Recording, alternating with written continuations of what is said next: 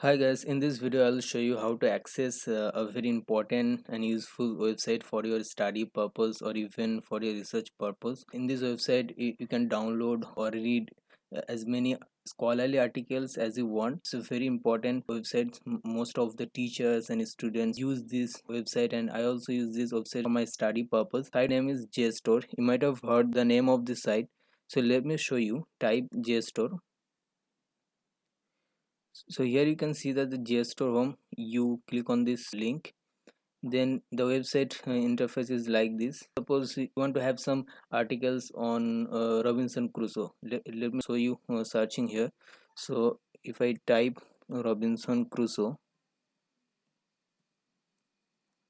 here the articles are scholarly articles. So there are also many citations, and there are also many journals as well, so you can read those and use those in your exam paper for your, if you are writing any term paper. So this website will come handy, and this is a very important website. Here you can see that there, on Robinson Crusoe there are hundreds of articles, as you can see.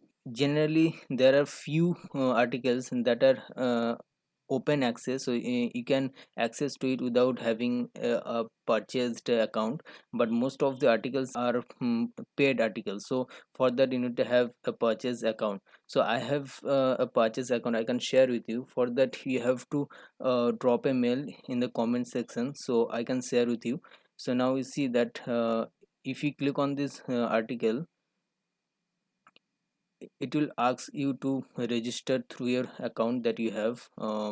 Here you can see as I have an account, so I'll click on login. So once I click on login, then it will take to my account just to get registered through. And here you can see that login box. If I type my password,